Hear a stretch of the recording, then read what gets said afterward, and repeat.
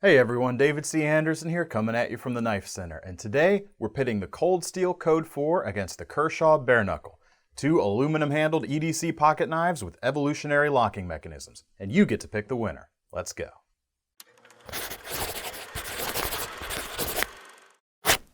The Bareknuckle and the Code 4 each feature a locking mechanism that takes an industry-standard lock and puts a new spin on it, evolving the archetype into something new. The Code 4 may have what looks like an ordinary lockback, but this is actually Cold Steel's proprietary triad lock, which was developed by Andrew Demko, a frequent collaborator of theirs.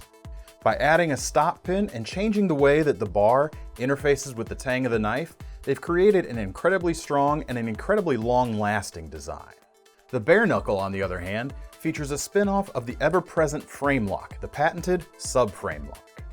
This construction takes the full-size locking bar of a frame lock and anchors it to another material, allowing them to use whatever they wish on the back side.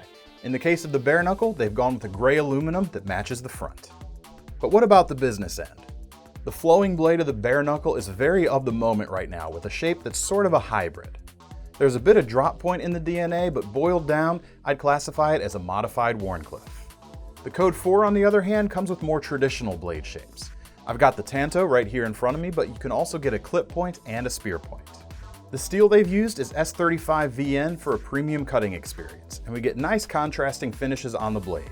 Vertical on the hollow ground bevels and horizontal on the flats, which mimics a hand-rubbed finish that you can usually only see on customs and handmade knives.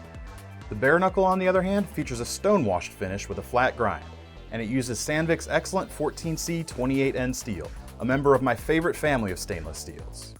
It can take a fine razor edge pretty easily, and that stone-washed finish will help hide scratches that will occur as you use the blade. It fires open with a flipper tab riding on Kershaw's KVT ball bearing pivot. It has definitive action and a really nice snap. The Code 4, on the other hand, opens with a thumb stud. It is set up for right-handed use out of the box, but you can easily reverse the stud using a flathead screwdriver for the lefties out there. But even without reversing it, you can still use what's sticking out to open it with that other hand. Both of these knives feature aluminum handles and both are technically gray, but the Cold Steel has a distinctly warmer tone to it. While the blade lengths are about the same, you do get more length on the handle with the Cold Steel. Both of these knives sit nicely in the hand, and they each feature a finger guard as well, which is going to help keep your fingers from slipping forward onto the edge. They even both feature thumb ramps, which allows for controlled applications of force. As far as how they carry, both are also very thin and fit nicely in the pocket. Although the clips on both knives are very secure, the Code 4 is a little bit thinner and smoother textured, and it's going to be slightly easier going in and out of your pockets. Speaking of the clips, the Bareknuckle features a folded deep carry clip that is reversible for left or right side carry. The Code 4's clip is not deep carry, and it's also not reversible. Instead, Cold Steel includes a separate clip for the left side, and this allows the clip to follow the lines of the knife no matter which side you want to use. No matter which of these knives you choose, you're getting a quality product at a very reasonable price with construction that's rock solid. The Bareknuckle is made in America, and the results they're able to achieve prove that the manufacturing in this country can still be competitive with the rest of the world even when price comes into play.